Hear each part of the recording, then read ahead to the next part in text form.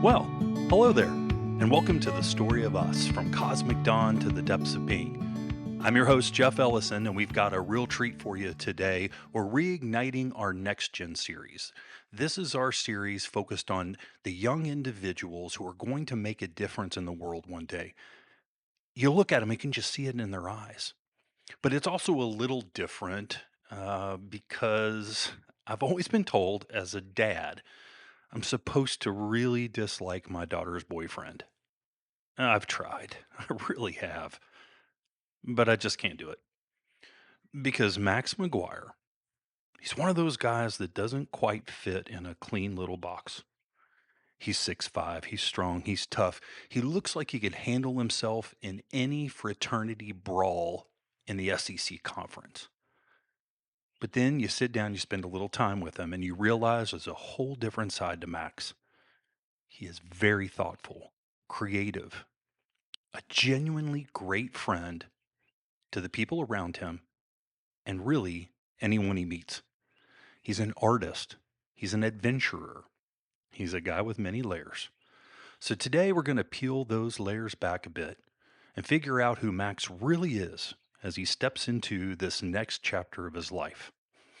So now, ladies and gentlemen, standing 6'5" tall, the Michelangelo of Myers Park, University of Tennessee proud, the Crocodile Dundee of the Carolinas, a thinker, a creator, a soon-to-be college graduate, a good friend, Max McGuire.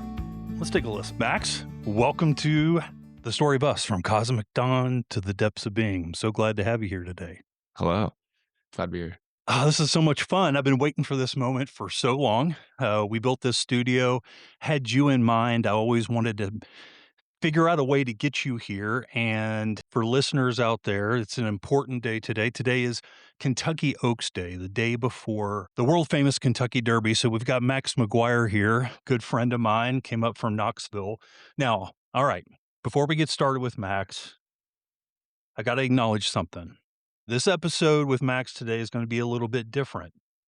Most of the conversations we have on this show, they're with people who've lived a lot of life, who've gone through challenges and come out the other side with some perspective. But today's guest, my good friend Max, is standing right at the beginning of all of that. He's a graduate, almost, from the University of Tennessee in Knoxville, go Vols. Pretty much think he just landed his first job. Yes. Is that right? Yeah. He's stepping into the real world in a way that, if we're being honest, most of us, we can remember pretty clearly. That moment where life starts asking bigger questions than you feel ready to answer. Now, there's another layer to this too, though. Max has been dating my daughter for a couple of years now, which means today's episode is either going to be a meaningful, thoughtful conversation or the most polite interrogation that you've ever heard. But let's be honest. It takes a certain kind of courage to sit down across from your girlfriend's dad on a microphone and be asked questions about your life, your purpose, your future without a script. But here's the thing I respect most about Max. That kind of situation only works if you're comfortable being who you actually are. If you're grounded enough to feel like you don't have to perform, not fabricate answers you think someone wants to hear, to just show up honestly. And from what I've seen over the past few years, Max is that kind of person. We spent some time together. We traveled together. I've seen him in real life, full Max in action. And what I've seen is someone who's thoughtful, deeply curious, hardworking, but let's be honest, still figuring things out. Like all of us were, like all of us still are. So today's conversation isn't about having all the answers. It's about asking the right questions about your personal identity, about, maybe what your life's purpose is and what it means to stand at the beginning of your life and ask, who am I going to become? So with that intro, Max, welcome to the show. This is the story of us. So we always start with stories for our listeners. And for me, because I've heard bits and pieces, would you mind kicking us off and just tell us your story? Where are you from? What were those big pivotal moments in your life that really help us understand who Max is, how it makes him tick? Yeah. So 22 right now. And from Charlotte, North Carolina. Grew up there my whole life. I know y'all have moved around a little bit, but I feel like I've met a lot of people who always have moved houses, and I've always just stayed in the same place. I think that's why I love Charlotte so much. Growing up, always played sports, and that's definitely been something that has stuck with me, just the teammates and the ability to learn leadership and the routine. I'm big on routine. That's a huge thing for me that's stuck, and even getting into fitness, like, one of my biggest hobbies, that's where it came from. So yeah, that was growing up, always played sports, went to Myers Park High School, big high school. It was built to be CPCC, which is a Central Piedmont Community College. I'm not sure why they decided not to go forward with making it CPCC, but it's a 4,000 kid high school. So, Wow. we have a quad, there's 7 or 8 buildings, 2 gyms, weight rooms, practice football field, baseball field. It is a huge school, and I loved it. You see somebody new every day. I think that's one of the things where it's infinite amount of people to connect with. There's so many different faces that I really loved going there, and that played into why I chose to go to Tennessee, just because it was big. So I knew I wanted to not downsize. Like, one of my best friends, he went to Wofford for his freshman year, and our graduating class from Myers Park was, I think, out of who graduated, it was 920, but I think in our grade, it was over 1,000, and Wofford in all has 1,200 people or something. So, I'm not sure if it was because of the size, but he ended up transferring to South Carolina after his freshman year. But looking at that, I knew that I needed something of the same scale, you know? That And could yeah. be intimidating to some people. Yeah, I for think that sure. you either wanna go to a big school because you value having a lot of interaction with a lot of people. There are Mhm, a lot of people that go to University of Tennessee, Knoxville or not. I think that says a lot about your personality. The school choice, growing up at Myers Park, mhm. big school. Well, tell us more about growing up. What shaped you most as a kid? As a kid, I was always the McGuire side of the family, for sure. That's like, to the answer that, that is what shaped me.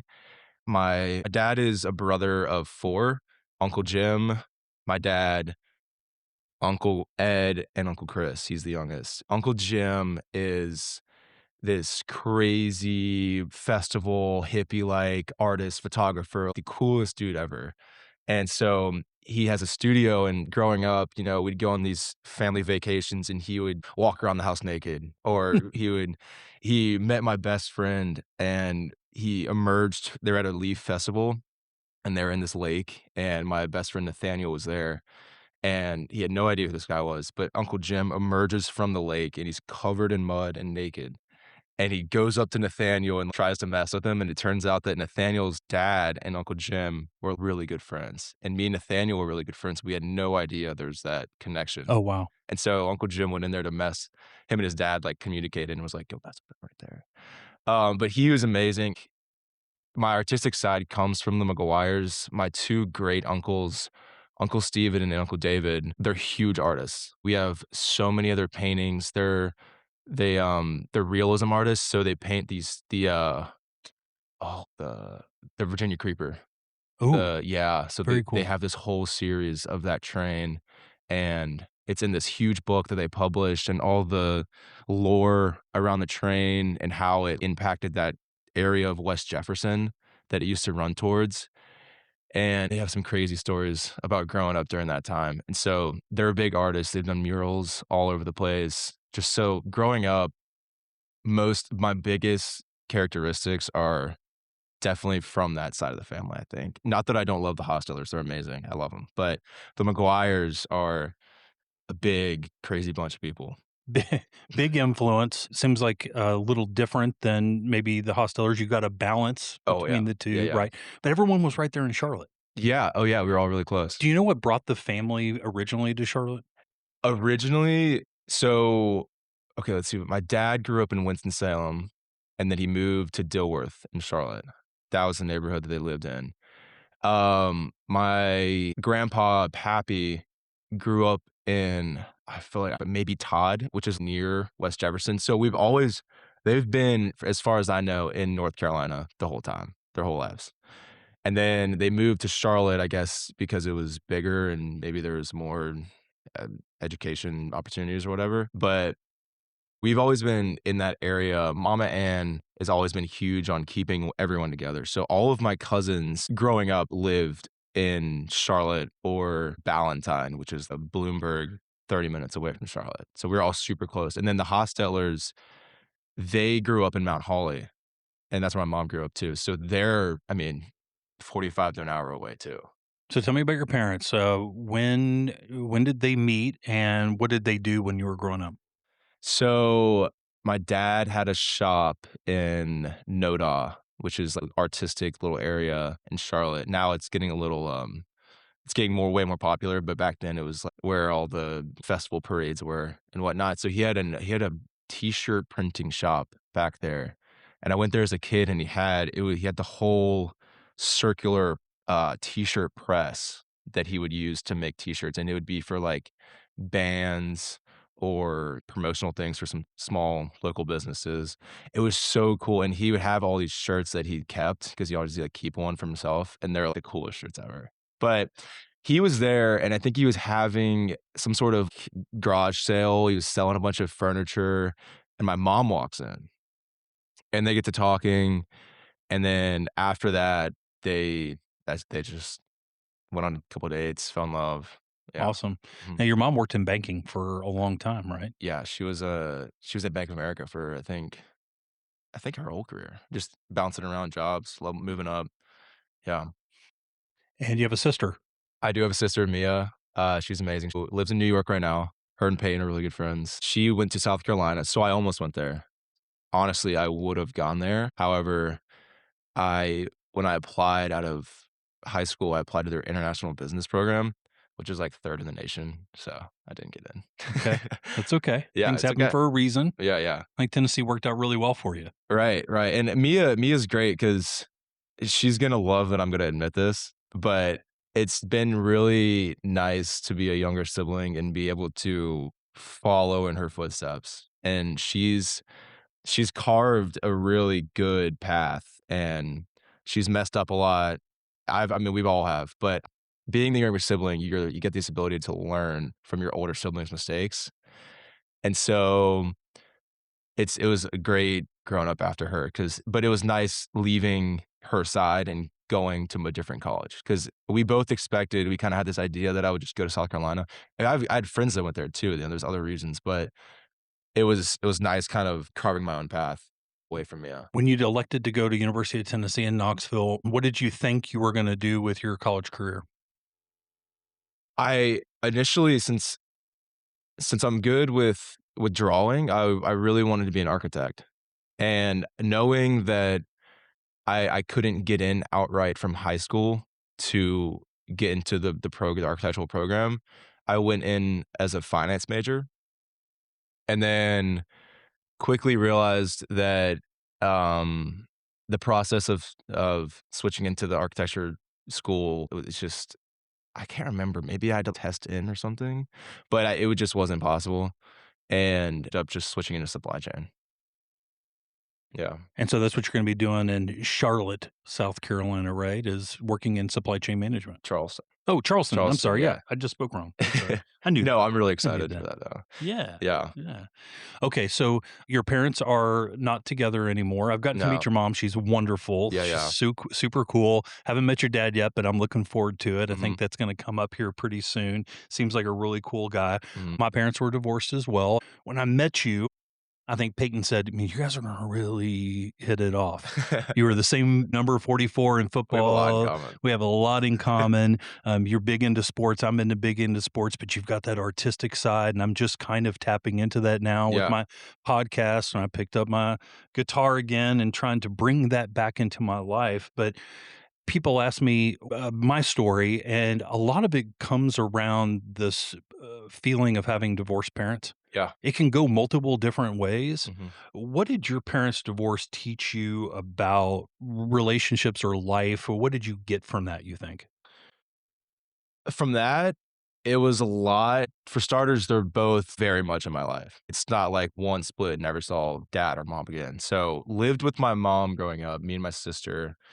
There's a few years where I would go to my dad's apartment and stay, I think it was like maybe every other weekend or something like Mm, that.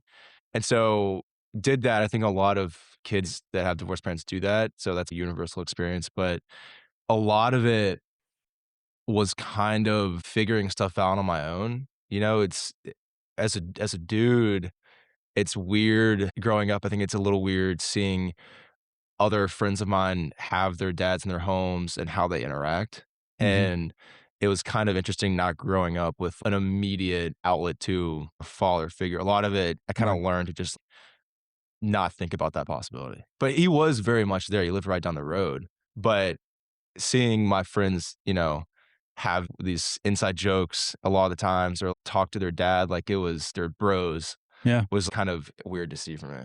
I understand my situation was very similar. Yeah. I was a every other weekend, pack your suitcase Yeah. and have someone pick you up and go across town. But it was such a blessing to me when I look back at my life. Mhm. uh, People can say that there was suffering associated with it. You know, Mhm. I had to pack the bag, I had multiple places to live, but there's always something positive that comes out of those Mhm. types of things if you think about it long enough. And for me, the way I describe it is that I had two dads because my Yeah. mom got remarried, and they were both really, really different. Mhm. And I was able to capture what I liked about both of them. So Yeah. my maternal father, he's what I call the John Wayne type. Mhm. Hunts and fishes, builds houses, presses his jeans, drinks scotch, Yeah. smoke a pack of Golden Lights every day, took me pheasant hunting, took me Yeah. crappie fishing. I'm comfortable doing that. No, my stepfather, really different guy, was a banker, wore a suit and tie every day, took us out to nice restaurants. We got to experience ski trips and beach trips and stuff. And so I feel like the positive I got out of it was that I'm a little bit of a chameleon. I Mhm. can put on a suit and tie Yeah. and sit in a board of directors meeting and make Mhm. a large presentation and not feel like my heart's going to jump out of my chest. Right. But I could strip off of that suit and throw on a pair of overalls and, go down to the local diner Mhm. and talk about football and bass fishing and Yeah. throw in a can of Kodiak and drink a cold beer and feel just as good too. So Mhm. I'm guessing you learned a lot there. What do you think you learned most from your father? Most from my father is it's really hard to make him mad. We are mostly alike over the fact that our tempers are the longest things ever. It takes a lot for us to get mad. And I love that took that specifically from him because my mom, on the other hand, she can tee off, right? And she's gotten better about it. But my dad, man, I rarely ever saw him upset or um, he was always with a smile on his face. He was always cracking jokes, super childish in a way, and just didn't take things that seriously, and that's what I took away from it, and I think now I'm really good in high pressure situations 'cause there's a way to laugh about this, you know what I mean? Perspective, Right. patience. Yeah. Yeah. No, I get it. Now, the reverse of that is I've met your mom. She's super cool. Mhm.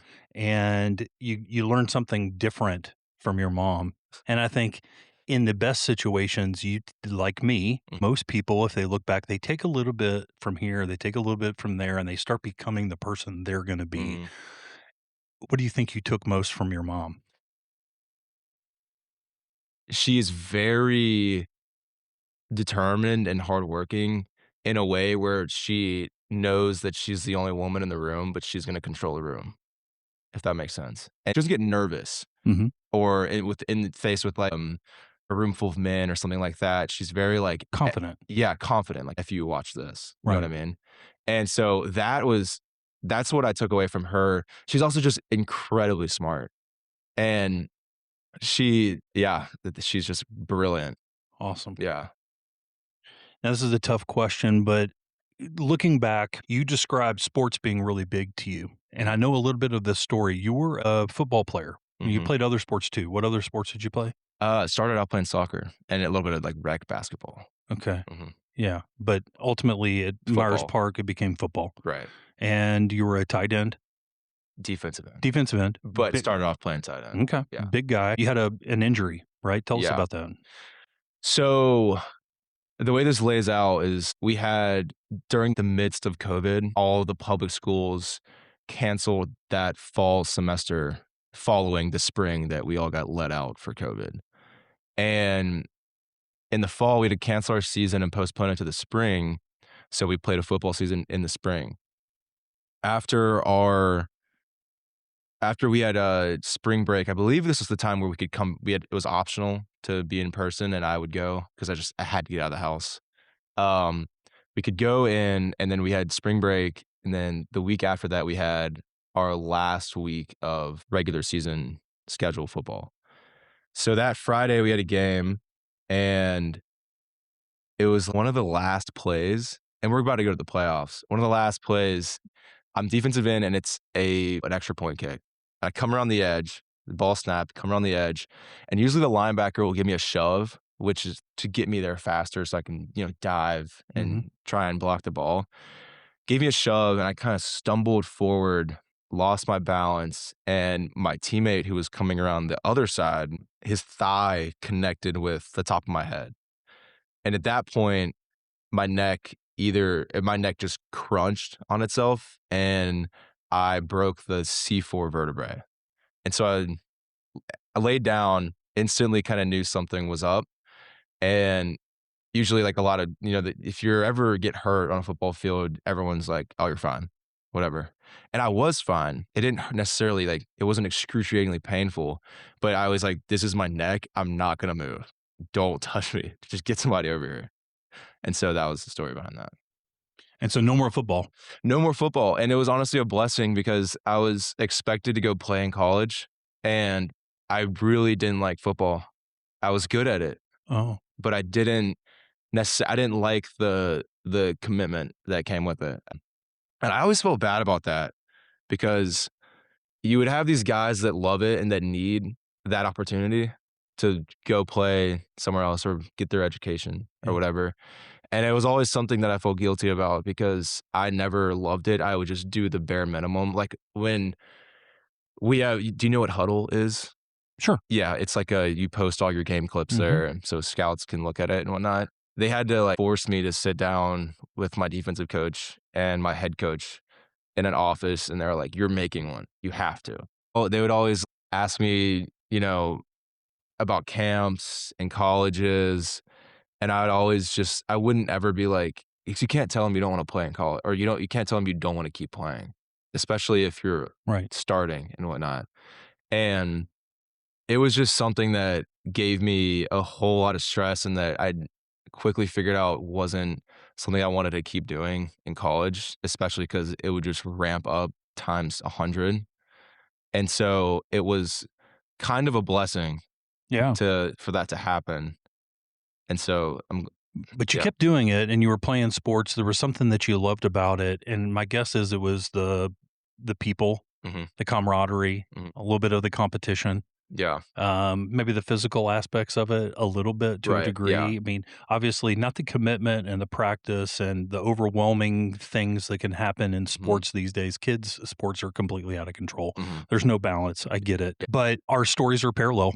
yeah, I was a big football player. I actually loved football. mhm, I didn't mind the commitment part of it. To me, it was part of the thing. right, It made the game day special because you knew you put in the effort, etcetera. But I wasn't probably not nearly as good as you. I also played defensive end and tight end. I was injured myself yeah, and my senior year and couldn't play anymore. And so the stories are really parallel, but at least for me, I find that I take what I loved out of football and I give it to other things. right.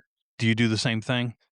Could you give me an example? Like what? Yeah, sure. So the competition, The Yeah. competition Yeah. part of it was really, really important to me, and Yeah. that drives me in my work every single day. Mhm. Is I love building things, and I love watching the business Yeah. mature and grow and do that, and it's almost competitive. You're right. It's like, well, tell me I can't. Tell Yeah. me I can't grow this thing 50% this year. Yeah. Let's go out there and try to put the work in.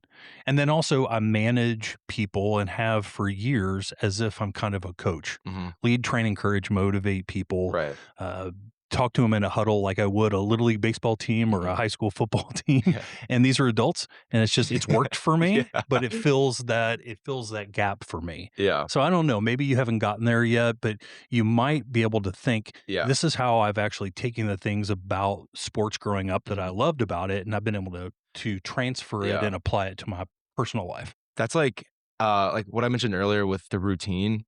Definitely a lot of the mindsets that our coaches would try and to hammer into us, like set the standard, or if you win a game, we're 0-0 this week, stuff like that. It's like, don't let it get to your head. If we're up, by 4 touchdowns, don't take your foot off the gas. It doesn't matter. In some way, it's good for this other team, but at the same time, you got to think of the way where it's like give it 100%. Don't ever half-ass anything. That's definitely what I've taken away from it.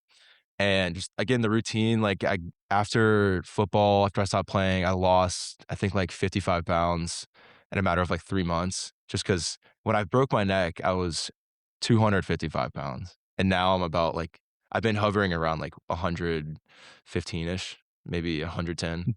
250. Yeah, yeah, Okay, yeah, okay, yeah, yeah. yeah, 200. I was like, 200. you're like, That'd how be tall? concerning. 6'5"? 6'5". Yeah, 6'5", 110. Yeah, that'd be That would be bad. a little on the skinny side. We have to get you some more Yeah, cheddar biscuits while you're here in but Kentucky if that was the case. that kicked off my fitness journey after that, Yeah, and that's which been that's yeah, been a big part which I'm of. still huge into. Yeah, I love it. I love it. Now you're an artist. We talked a little bit about where that might have come from. Mhm. You talked about Uncle Jim. Your dad Yeah, obviously has a huge artist too. creative side. Mhm. He's really into art. That came naturally to you, I think, Mhm. right?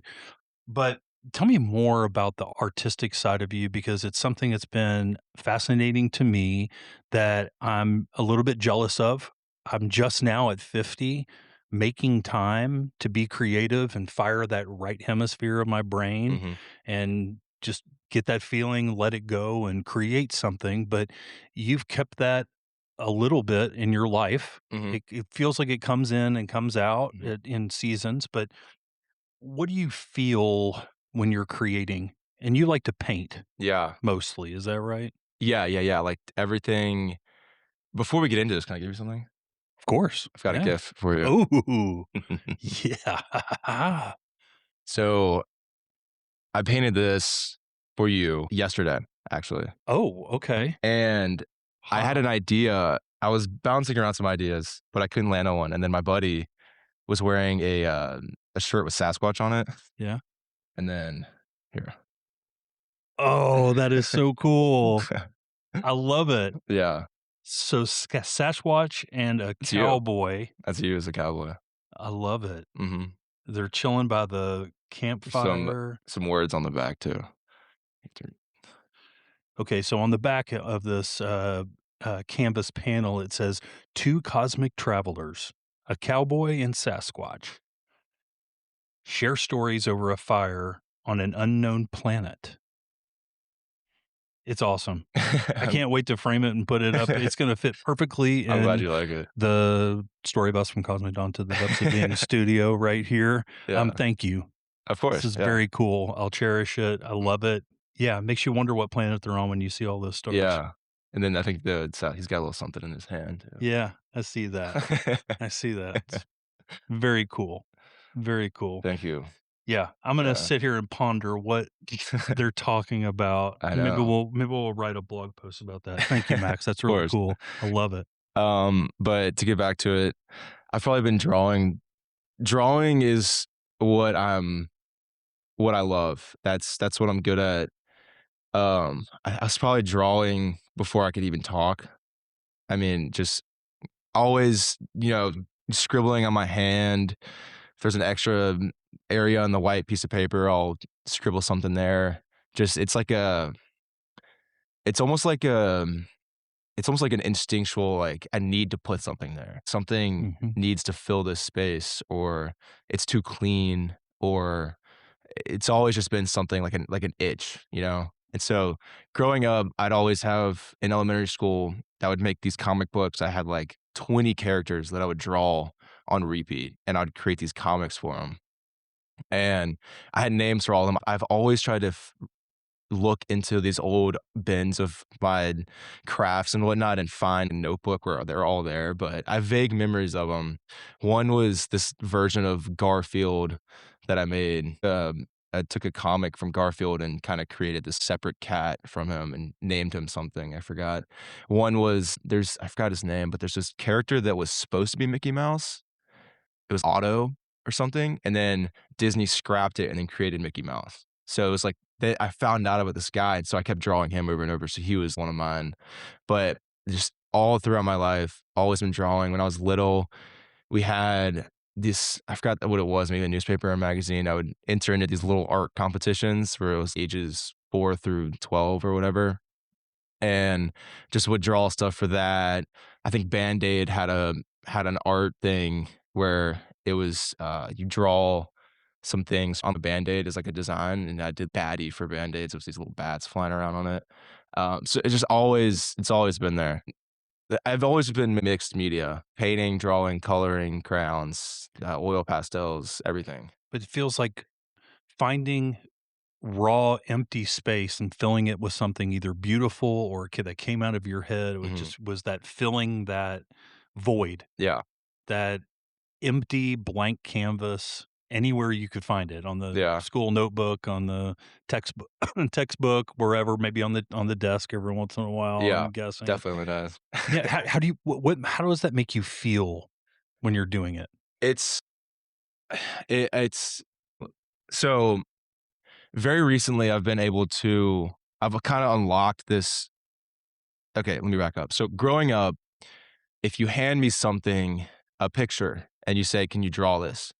Absolutely. I can get it to like 98% accurate. I'm very good at recreating and drawing things that are already there. But very recently I've kind of like unlocked this ability to draw things that I think of, and this came to be at my internship last summer. I was in this boring office setting. They'd give me work. I'd finish all my work in like 3 hours and be sitting there for the rest of the day, just like, ah. And I'd have this little notepad. And so every day I would draw on it with pen.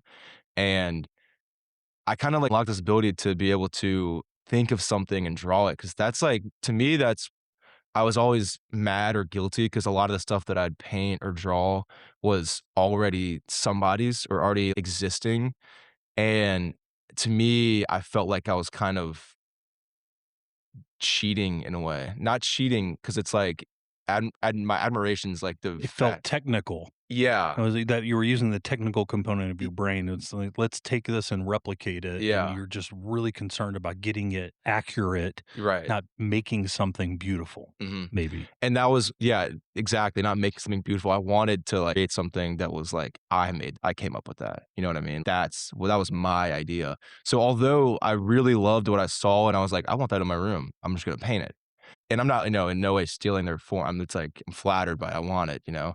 But very recently, I've been able to, like, just come up with my own stuff, and it feels really, really good to be able to do that, and after creating something like that, the dopamine release is like, "Oh, like, I made this." Like, I can't stop looking at it.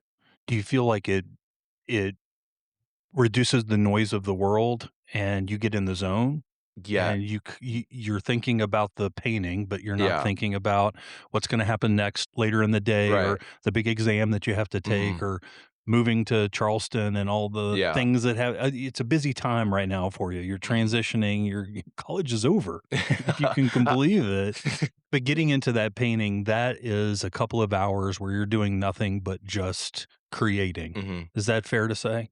Yeah, it's like you lose track of time, and I think that's the best indicator of being focused and being in the zone, flow state, kind of you just lose all concept of time, and it feels like everything kinda just goes, like it's like, muffled, you know what I Mhm. mean? Yeah. And 'cause a lot of times I'll put something on I really like listening to this YouTuber on YouTube. He's a ghost story kinda guy, so I'll paint or draw or sketch with this guy in the background, and he has 30-minute videos, and it'll just play and play and play, and then I'll look up and there's 4 videos have gone by, and I'm like, "Holy, like, what time is it?" That's a really cool feeling because a lot of it like, it's hard to find that nowadays. I've been trying to battle this phone addiction that I've had and find other ways to like, from how bad it is, it's hard to get motivated, and, it's yeah, that's just something that's hard to come by, but, that gives you a little hope that's like, "Okay, this is an easy 4-hour thing you can do." Like, Yeah, the phone thing is real, and it's that not stuff's it's not horrible. just kids your age or, young men your age, it's older adults too, but it's real, and the first part of breaking that cycle is just being aware of it, and I Mhm, think that setting the phone aside for a couple hours to paint something, mhm. seems like just such a great way to do that. It seems really Yeah, good. Now, anybody that's met you can very quickly tell that, Max, you're complex, you're layered, which is a positive thing. There's a lot to you. There's a lot to unpack, and that's good. There's little surprises along the way, but this art component of your life is something that's really fascinating to me, and I'm trying to do more of that mhm. myself. But how do you find time do you make time for it? Or I guess the question is a little bit more nuanced, and that is, do you see that art comes and goes in your life? That there's long periods of time that you drop it or forget about it and you're focused on other things. You get in the what I call the simulation. You're knee deep in your phone, Yeah, you're going out The with your Matrix. friends, you're in the matrix, right? And then you try to extract yourself from the Yeah, matrix. Is art becoming something different to that, or is it still kinda ancillary to everything yeah, where you use it to draw yourself out of the simulated world, yeah. No, right? yeah, I know what you And mean. bring yourself back to something that feels good to you. Although it's been there my whole life and I've been doing it, there's definitely periods that I haven't made anything. I think that senior, I would say maybe junior or senior year of high school till sophomore year of college, I didn't do anything. Yeah. And I wanted to, but it was just everything was new at that time. Like things were changing, and I think I remember actually freshman year I did one thing and I painted Bikini Bottom. It was SpongeBob, Patrick, and Squidward's house, and I still haven't finished it because I started it, but it's like there's that aspect to it where it's like I did that in one day, and I did 2 things for Peyton for our 2 years anniversary, and I did those within, like, a matter of 2 days. But sometimes I still have unfinished things in my sketchbook that I really would love to finish, but it's just so hard for me, at least, to jump back into that and not just start something new. And there's been times where it's months have gone by where I'm thinking about it. I think about it every day. Like, "What should I draw today? I should set a time in the day to draw." I love drawing in the mornings. Remember, I've gone to the library at, like, 6 or 30 or something before my 8 AM just to sketch a little bit. And what helps with that, though, is taking classes. I had my first, drawing class in college this past semester, and then all throughout high school, I was in art. So it's that, and it's, like, and it's paying doing things for people will get me to not only finish it, but it'll get me to do it more often, and it's something that I love to do, but it's that is what gets me to complete and to, like, to finish those. Yeah, I think for me, what I have to get out of my head to be more into my creative side Mhm. is that I've lived for so long on this kind of left brain analytical part of my life, getting things done, accomplishing, striving for perfection, trying to get the 99% or greater on the exam or the Right. test. And for me, one of the hardest things about creating something is things that go through your head like, well, other people like it. Is Mhm. this Yeah. good? Mhm. Did I finish it? Is it the best I could have done? I don't know how to paint, but maybe it would just be okay if I picked up a canvas and I started throwing some Just throw paint it on on there. there. Yeah. Just throw some shit on there, and it's the process. Yeah. It's how it makes you feel. It's getting those emotions Yeah. or those feelings out onto a piece of paper. I have to get out of my head about that. One of the best quotes that I've heard is, and this has really helped me because my one of my biggest things is starting. I'm afraid to mess up, or that's what deters me from starting. But the quote is, make it first and then make it good. So just get it on there. And then you can change it as many times as you want in regards to painting, but just make it first, make it exist. And then you can go in and you can make it good. Well, my hope for you is that you continue to make art part of your life forever. I think it's meaningful for you, and I want you to recognize what power it does have to you mentally, and I hope you continue on with it. I want to switch gears a little Mm. bit. I could talk to you for 3 hours. We're 40 minutes into it already. Just fascinating. Man, I'm so jealous of where you are in life right now. You just wrote your prologue and you're getting ready to start chapter 1 of the book of your life, Oh right? God. So it's a scary time, but also an exciting time. I feel like I've been chasing that feeling the rest of my adult life, what I Yeah. felt like when I was your age. Now, one of the things that you just did, which is super cool, I want to talk just a little bit about, is that you had always had a goal or a dream, and I won't put words in your mouth, of traveling to the Amazon basin, Yes. and you recently made that happen. Uh-huh. Tell us a little bit about that. Oh my God. Like, where do I even start? So, like, this idea came into mind. It didn't came into mind. I watched a podcast, Joe Rogan's podcast with Paul Rosalie on it. And he's a phenomenal storyteller. And growing up, I've always been fascinated by like every animal imaginable, and like being outside and catching animals. I remember being in elementary school, 7 green anoles, because they all were named because I'd go out there and catch them every day. But he offers this expedition on his website through he has he this guy protects all this land in the Amazon, and his company offers little expeditions, herping expeditions specifically, where you go out and you find reptiles and amphibians.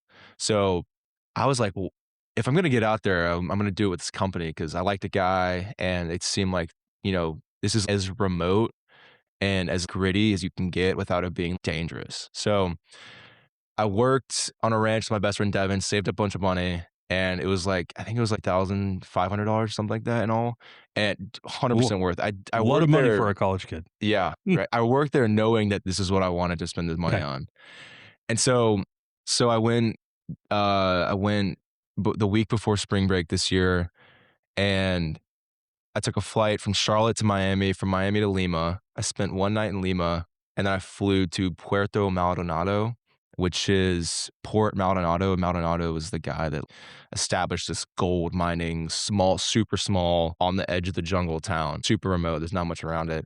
And so there's this huge highway that cuts through the entire Amazon and connects the west to the east. And that town is at the end of the west side. So we go over this bridge and we drive 2 hours, turn onto an old logging road. We go about an hour down that. We get to this super, super tiny little port with like one market and a couple boats and all these Brazil nut trees, the nuts that they bag up and sell or whatever. And we got this boat and we go like 30 minutes, 45 minutes upriver to their first of 5 stations. And then there's thousands of miles of jungle, and we are at the edge of it. And upriver, they have they have like 5 more stations. The farthest one upriver is 8 hours. So imagine how like that is so remote, and that was the coolest part, was just being in a place where very, very few amount of people have been. And so we get there and it's amazing. They have this little lodge. It's all open air. We slept in a cot with a room without a wall. There's a bug net over us, obviously, but amazing. We wake up to howler monkeys in the morning. I believe I was there for, let's see, 6 days. And every day we would have a morning activity, sometimes a hike, sometimes we would go up river. One day we went up river to this magnesium deposit, and so we hiked in across the river. The Amazon River is huge, by the way. I mean, Mhm. it's at some points it's hundreds of feet deep, and it's moving water. If you fall in, you're You're cooked. gone. Yeah, you're gone. So we're sitting here and we're watching this cliff, and in the morning, probably dozens of macaws come and they flock. Mm. and they get around and they sit up on the top of the trees and they're like, "Wah," making their noises. We have binoculars. There's the red, blue, and yellow, red, blue, and green. We sat there for a few hours. They slowly make their way down into the trees, and then they flock to this magnesium deposit on this cliff, and they're all just kinda they sat there and they gnaw at it because that's the only way they can get their Right. magnesium. One day we went fishing, and as a fly fisher, I was like, "Oh, cool." Like, the line out there, you'll reel Yeah. it in. We get on the boat, and this guy's cutting up some chicken. Cool, okay, that'd be good, live or I guess, Mm. real bait. And then he hands me a stick about the size of a yardstick, and there's a piece of, fishing line tied to the end of it, and it just drops, and that was their fishing poles. And I got, like got, like, 10 fish. No, it's great. Piranha, catfish, and it was just awesome. Awesome trip. Oh my god, it was amazing. We saw everything. Like, I can show you a million pictures. It, and the pictures probably don't do it justice, No. but my question is, have you thought about why? Why did you wanna do this? What did you really get out of it? What did you learn about yourself because of this trip, or what was this trip really about? Was it about seeing animals in the live, or was it more than that? It was I came out of it really proud of myself. One, I went into it with 0 I had no idea what to expect, but what I was most nervous for was traveling there by myself, and Mhm. 'cause I felt like First time you've ever done first that? time I've ever done that, and I felt like I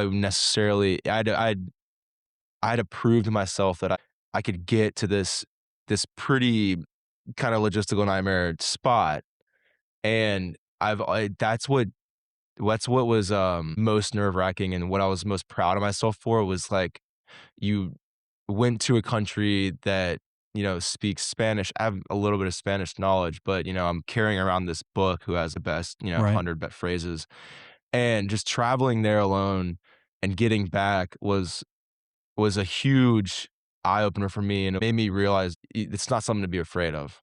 Because Mhm. you guys are really well traveled, and so is Payne. And obviously, she was like, "There's nothing to worry about." And I'm like, "I've never done this before, and I'm Right. going to somewhere crazy." But apart from that, the adventure was the best part about it because it wasn't it wasn't necessarily it was safe, but like you're at the mercy of this jungle. You're in there and you're like, okay, there's a lot of things in here that could kill me right now. A lot could go wrong. Trees could fall. You could get lost. Like that's the most dangerous thing is getting lost. They told a story about these two guides that were walking on a trail and a tree had fallen on the trail. All they did was walk around the tree and they lost the trail and they were lost for 8 hours. And so it's like everything is poisonous. You feel like you're not at the top of the food chain. And it's that feeling alone is this really natural and instinctual feeling where you kinda have to you just, you're in it. And then the water cycle, the sweat of just steaming off your arm, and it rains, and you're just My fully in it. Max, my guess is that's what feeling alive feels like. Yeah, What being a yeah, human feels like. We've gotten so far away from that. We wake up every day in our air conditioned homes and we sip our fresh brewed coffee and yeah. we walk to our car and we drive to work and we sit in our air conditioned Mhm. office. Humans, they need that. They crave that. Yeah. And I had a very similar experience too. Mhm. I've been chasing this feeling for the rest of my adult life that I felt when I was your age. Mhm. And so I hope you can recognize that. And it's very similar. I went off to Europe. I had never traveled on my own before. Mhm. And that's why these trips like Mexico that you went on with me have become so important for me. It's not just about seeing new places, it's not just about getting to spend time with the family. But honestly, deep down, if I really think about it, it's chasing this feeling like you had, Yeah. where you're on a plane by yourself. The world is out there Yeah. and you feel like you're surviving. You're Mhm. not. Mhm. It's okay. Everything's going good. But that's really cool. Just like with your art, I hope you make time to capture that feeling and It's a take big the goal of lessons mine. that you learned Mhm. from your Amazon trip, which is not just about all the cool animals that you got to see and Mhm. the survival skills that you probably learned, but what you learned about yourself along the way is just Yeah. as important or maybe even more important. If you're okay, I want to get into a little deeper Yeah, conversation.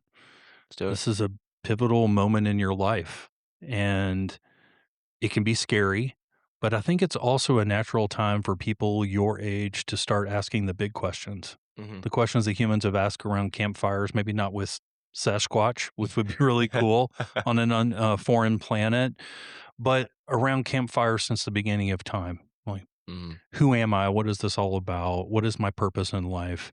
Yeah, Why am I doing this? Where am I going? yeah. It's a very natural thing. Every human feels it. And I think you feel it very deeply when you have big pivotal times in your life and graduating college and moving into what they call the adult world Mhm. is one of those.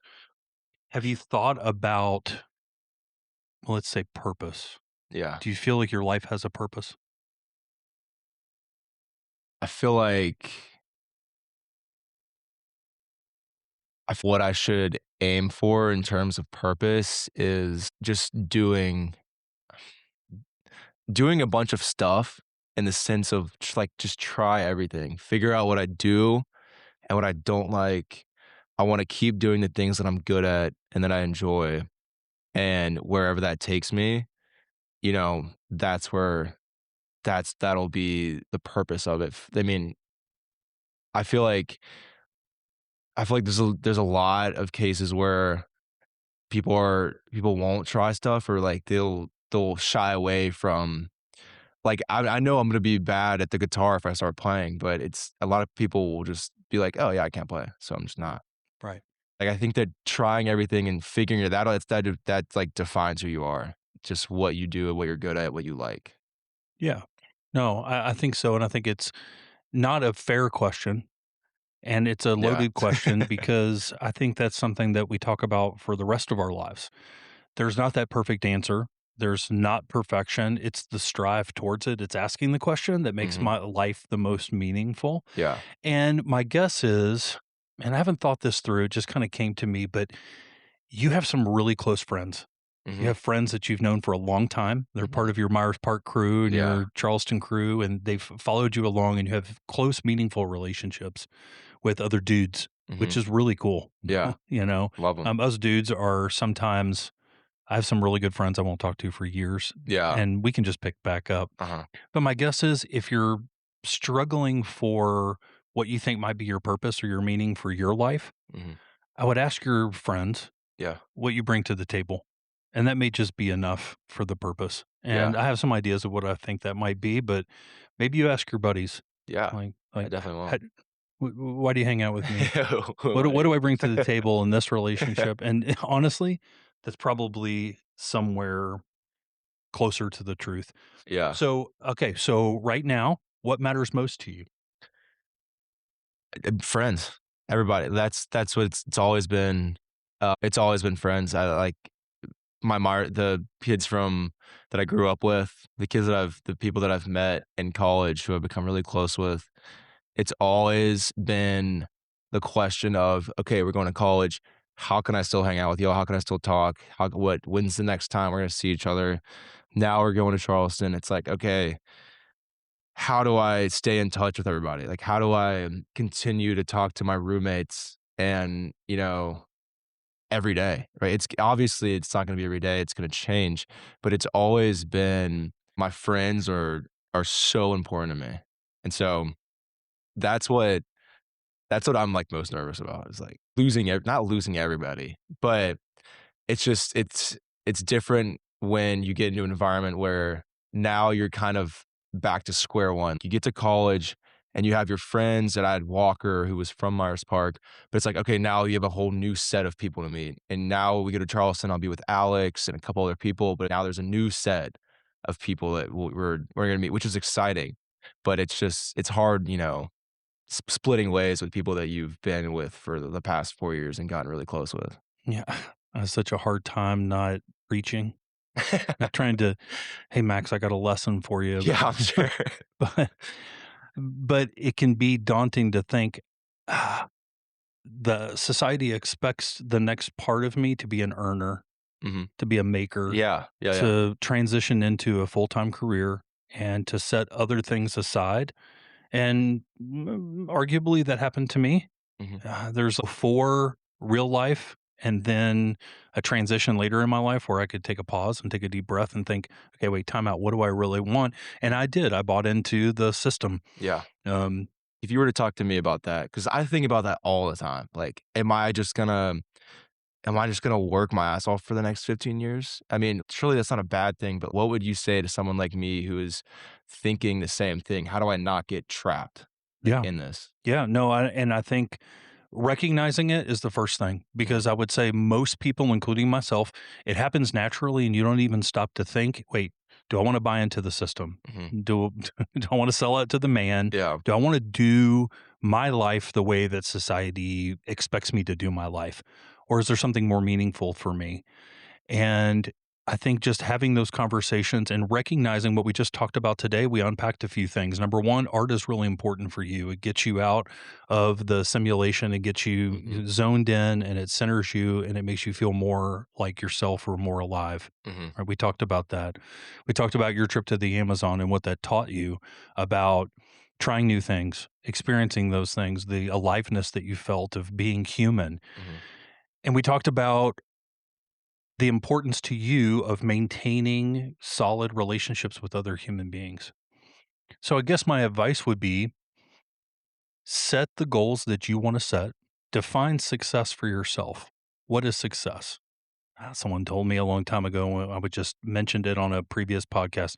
Success is the progressive realization of a worthy ideal.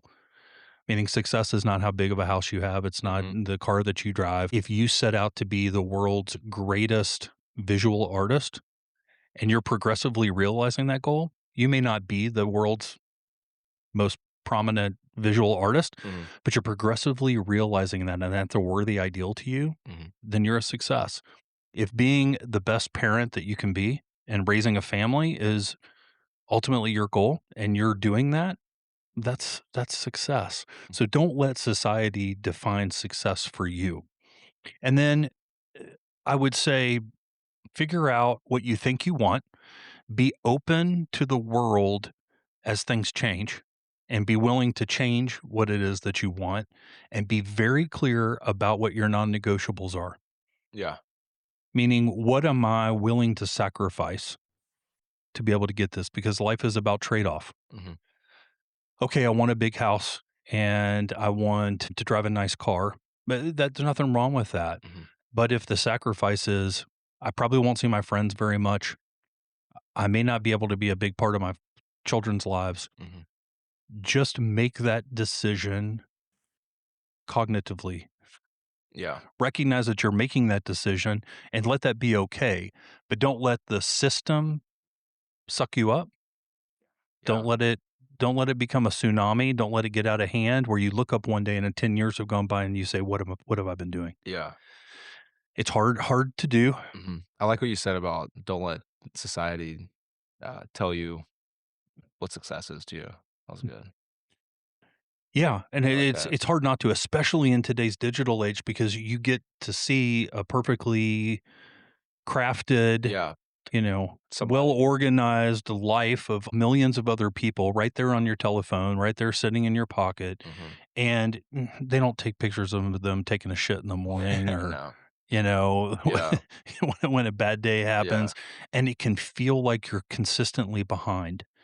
But if you stay true to yourself, you know yourself and you are following your path and your path alone, and you know what your non-negotiables are and you're not willing to sacrifice those, Mhm. you can have balance. You can have balance. And I, I have such high hopes for you because you're already asking the right questions. You're already engaging in these kinds of conversations. And in many ways, that's the most important thing. Next question. What does your life look like 10 years from now? Oh, 10 years from now, you're going to be 33, 33, 32, I 32. guess, Okay. pushing Okay. 33. Somewhere around there. 30, Yeah, close your 32. eyes. What does that look like? I mean, there's no right or wrong answer, but what does it look like 10 years from now? 32-year-old Max, I hope, would would be well traveled. I hoped he would have had been in my forever home Mhm. to what to the extent unless something, happens, we're at the move, but I would really like to have settled down by then. I think, and ideally, I love Charlotte. I've always said I want to get back to Charlotte. That can change. Maybe I'll stay in Charleston, Maybe we'll figure it out as we go. But ideally, I'd like to be in a position where, from what we talked about, I'd have some freedom of deciding where I want my time to go. Mm. And, having a good work and life balance. I hope that I'm obviously successful, but I hope that I'm successful in the way that I've created a life of here's a good balance of work and something that I'm happy doing. But here's also time to get outside, go travel, hang out with my family, and do all the important stuff. And then there's work. So in many ways, that's just a much easier goal to accomplish. You've already Yeah. closed your eyes. You've already felt like it. You can manifest that really, really easily Mhm. because you have a vision for what that looks like. And it can be daunting for the person that says, oh, 10 years from now, I'm going to be the CEO of a company. Mhm. I'm going to have this many children. I'm going to have this house, blah, blah, blah. That can be really daunting. But the things that you described, those are all in your control. Yeah. You have control over that. I'm sure there's things about that that excite you. I'm Yeah. sure there's things that are scary when you start thinking about that. But going back to Charlotte thing, I'm gonna have a problem with it. No, I'm just kidding. I'm just kidding. Eh, Learning what I've learned about you today in this conversation, and I knew some of this, but I've learned so much, and this has made us so much more connected. It's really about getting back to those people that make you who you are and make you feel most comfortable. Mhm. And it's not so much that it's Charlotte, North Carolina, it's that that's your tribe, Yeah. that's Yeah, your yeah. village, and I'm guessing you want your children and your wife to experience that same togetherness and that same vibe that you had. Mhm. Yeah, that makes Yeah, a ton of sense. maybe that's a nostalgia thing, but I agree. Yeah, that's that's my tribe. I like the way you put that. Yeah, so there's one question that I ask all of my guests, Okay. and so I have to ask you, Mhm. it's part of the ongoing tradition of the podcast.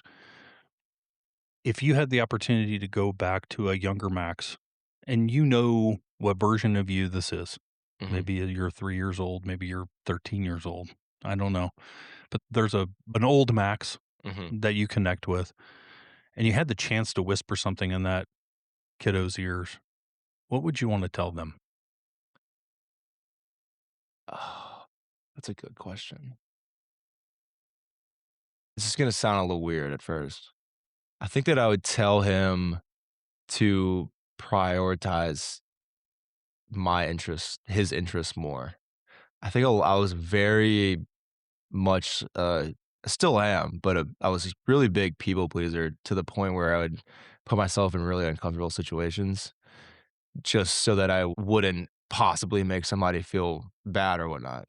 And that could be a good thing sometimes, but I would probably tell him to put you first, a little more often. Maybe whether that's, Yeah, yeah, that's what I great would. advice. Yeah. I think people understand what you mean. It's Yeah, not yeah. about being there's no selfishness. Right. None of that matters Um, anymore. yeah. That's great advice. The second question that I ask everyone is very similar, and it's really at the root of why I started this podcast. It kind of just came together. But for me, I thought it was this really cool idea that I could put these conversations in the cloud. Yeah. And 10 years from now, 15 years from now, I don't know where the data is going to exist by that Mhm. time, right? It already blows my mind where all Yeah. this is going. But my kids, my grandkids, my grandkids could go to one of these recordings and hear my voice, hear what was important to me at the time, hear Mhm. what I was feeling at the time. But in reverse, you're going to get the opportunity to speak now to an older version of Max. That's going to be a different Max. Yeah. Yeah. You're maturing and growing and changing and becoming your entire life, but you get to say something to them, and they're probably going to need to hear something from 22-year-old Max that older version needs to hear, and it's a difficult question, but what do you wanna tell that version of yourself? Because hopefully you're listening. Yeah. I would say to I would I would tell older Max not necessarily to slow down, but I would say to stop. I'm like always I kind of live in the future. Hopefully that's changed, but if I still am, try your hardest to be more in the present and come back. Just take a step back and relax. What a great answer. That answer was gonna determine whether you stay in the family or not. No, I'm kidding. Just that's awesome. The last question, and maybe the hardest, but I think it's an important one for you to think through, and you may not have the answer right now, but off the top of your head, what do you hope that people say about you one day? I hope that like after I'm like dead. Okay. Okay. So, Yeah, let's what do it what that way. okay. What am I gonna be remembered for? Yeah. Okay. Someone's gonna stand up and speak about you at your funeral, and it Okay. sounds really, really terrible, but I think about this a lot. Yeah. What are they gonna say? I hope that family wise and future children wise, the way that I've inherited an ability to create and draw and make art, I hope that I have that same level of inspiration for the rest of my family and how let's see, my great uncle, my great nephew would talk to me the way that I talk to you about my great uncle. Fair. Mhm, Max taught us to be creative, mhm, to tap into that version of ourselves. mhm. Yeah, I love that. Max, you've been a big sport. This is hard to do. This is very hard to do. In closing, is there anything that you wanted to talk about today that we just naturally didn't get to? I do have one question. Yes. Uh, whether good or bad, what do you remember most about being 22? If There's good and bad. Okay. 22 years old. I had just met Jessica, my Yeah. wife, and that was a big moment of life for me. I guess looking back, number one, it was not appreciating the sense of freedom and the fact that the world was an unpainted canvas Mhm. and I could do whatever I wanted with it. I just remember being sucked up into the matrix. Yeah. I remember making decisions like this, licking my finger and something sticks. Yeah. I graduated from college with a finance and international business degree. I got a job at the bank. Life took over. I started, you know, building a marriage and building a family and buying a home. And I got right into the system. Mhm. And I remember not having these conversations. Yeah. And if I felt like if I had someone had stopped me and turned my head a little bit and said, stop, there's another way, there's another path. Mhm. Um, I think I probably would have made different choices, and there's no regret. Yeah. It's part of my becoming. It's part of Right. who I am. But I remember just letting life and the wrong types of things kind of just take over, and then felt like I've slept walked through a Mhm. large portion of my life. I was constantly living in the future, Yeah. was not in the present. I was thinking about the next move. What's the next move? What's the next move? What do I do here? How do I get a better house? How am I going to take care of my kids? How am I going to make my wife happy? The future, the future, the future, just like you were talking Right. about. So there was no sense of presence at that time, but it was also scary if I really think about it. Yeah. And maybe that's part of the reason I didn't take a lot of time for myself to just be mindful about it is because it's such a scary time. Right. I feel like a lot of my decisions right now, they have a lot of weight behind them. There's times in my life where it's right now, a lot of the choices that are being thrown my way are important, Yeah. and it's a weird feeling. It is a weird feeling. The consequences are so much greater Mhm. for every decision that you make. Mhm. And that's why I think it's so important for people of your generation to step back Mhm. and just take time to really be thoughtful about those because Yeah. my generation we didn't ask the questions, we just did what Yeah. was expected of us. So yeah, but I also remember feeling this tremendous amount feeling the sense of non-pressure, of easiness Yeah. about life. So, I don't know where gonna take us, but great question. Thank you. Mhm. This takes a lot of bravery to step in front of your girlfriend's dad and you get grilled with a bunch of questions. And there's something I think that we want to be left with out of this conversation. It's that there's something really powerful about this stage of your life. And we don't always recognize it when we're in it. But when we're young, it can feel like pressure, like you're supposed to have a plan. Trust me, Mhm. nobody has a plan. Like you're supposed to know where you're going, like you're supposed to have it all figured out by now.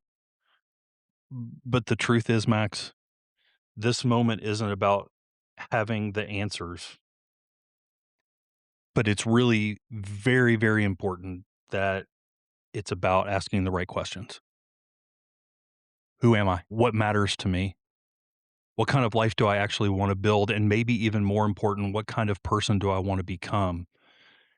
And I'll say this again, it takes real courage to sit in a conversation like this, especially when it's not just a podcast host, but your girlfriend's dad asking a bunch of really difficult questions. There's nowhere to hide in that. No script, no performance. It was just you. And the only way that works is if you're comfortable enough in who you are to answer questions very honestly, to not say what you think sounds right, but to say what actually feels true. And that in itself says a lot about a human being. What I love about this conversation today is that it reminds us of something we tend to forget, that becoming isn't something that happens once. It's something that happens in our lives over and over and over again. And whether you're 22 or you're 42 or you're 72, man, you're still in it. Mhm. You're still becoming.